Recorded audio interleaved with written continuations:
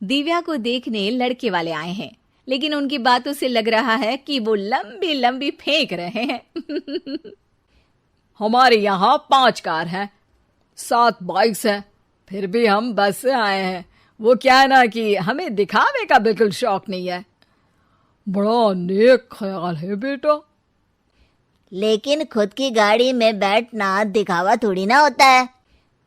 अरे हम दिल्ली से आए हैं, वहाँ पोल्यूशन बहुत है ना, तो हम गाड़ी में नहीं निकलते हैं। हाँ, ये उससे भी बड़ा नेक ख्याल है बेटा।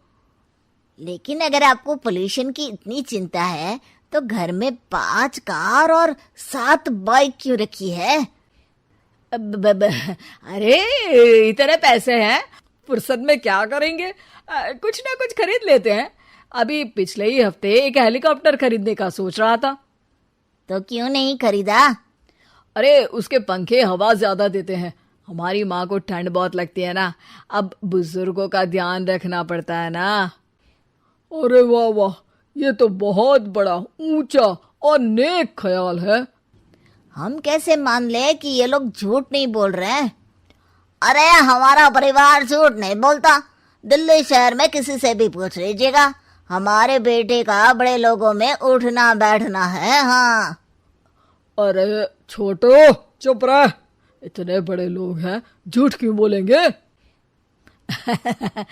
हमारी फैक्ट्री है, और ऐसी फैक्ट्री कि यहाँ ग्राहक आया, इधर सामान बनाया जल्दी जल्दी, और हम हर काम ना जल्दी करते हैं। हाँ वही तो, तब जल्दी जल्दी अपनी बेटी का हाथ हमारे बेटे के हाथ में दे दीजिए। दिव्या के पिताजी दिव्या के भाई छोटू की एक भी बात न मानते हुए दिव्या की शादी दिल्ली के इस फेंकू परिवार में करवा देते हैं। जब दिव्या ससुराल पहुंचती है तब, आपकी कार्स और बाइक्स कहाँ है? मुझे बाहर जाना था किसी काम से। कार और बाइक्स? कौन सी कार और बाइक्स? अरे जब आप मुझे देखने आए थे तो कहा था ना कि आपके यहाँ 5 कार्स हैं और 7 बाइक्स हैं। हाँ हाँ, उस दिन थी, आज नहीं है। है? आज कहाँ गई? अरे जिनकी थी वो ले गए। मतलब वो आपकी नहीं थी? आपने तो कहा था हमारे घर पर है। हाँ घर पर थी, बाबूजी का एक पार्ट टाइम काम है, कार और बाइक धोने का। उस दिन घर पे 5 कार और 7 बाइक्स थी तो बोल दिया था। अरे झूठ थोड़ी ना बोला है, जैसा था वैसा बोल दिया। और वो हेलीकॉप्टर खरीदने वाली बात, वो झूठ थी क्या? अरे बिल्कुल नहीं, शहर में एक नई कंपनी आई है पंखे की, जिसके पंखे बड़े हैं, कंपनी का नाम हेलीकॉप्टर रखा है। जब लेने गए तो हवा बहुत तेज फेंक रहा था, तो माँ ने बोला ठंडी लगेगी बेटा। वैसे भी दिल्ली में ठंड ज्यादा होती है ना। झूठ कहाँ बोला मैंने, जैसा था वैसा बोल दिया। हे भगवान, और वो फैक्ट्री वाली बात, इधर ग्राहक आया उधर सामान तैयार। अरे वो भी तो बिल्कुल सही है, मेरा ना पानी पूरी का ठेला है, इधर ग्राहक आता है उधर पानी पूरी बना देता हूँ। अरे झूठ कहाँ बोला, जैसा था वैसा बोल दिया। हे राम, मेरे तो कर्म फूट गए।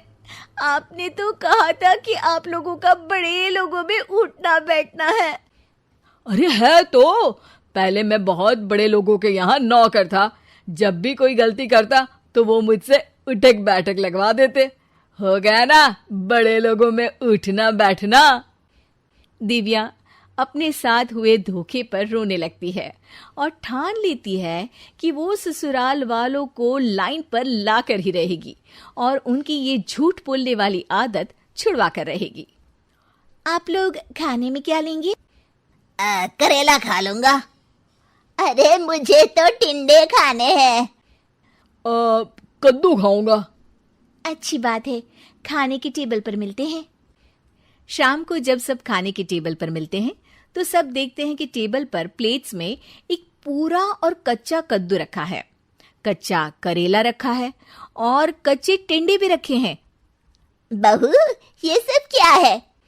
ससुर जी के लिए करेले, आपके लिए टिंडे और श्रवण जी के लिए कद्दू।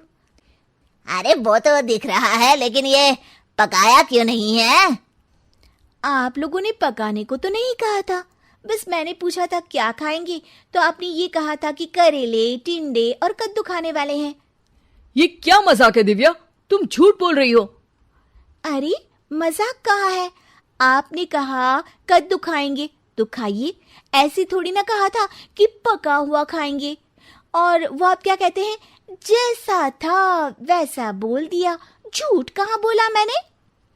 दिव्या की बात सुनकर, समझकर सब शर्मिंदा हो जाते हैं और उन्हें अपने किए और झूठ बोलने की आदत पर पछतावा होता है। दिव्या समझदारी दिखाते हुए उन्हें सच के रास्ते पर चलने और किसी से मजाक में भी झूठ ना बोलने की सीख देती है और उनके काम में मदद करके उनके काम को और बड़ा बनाने में मदद करने लग जाती है।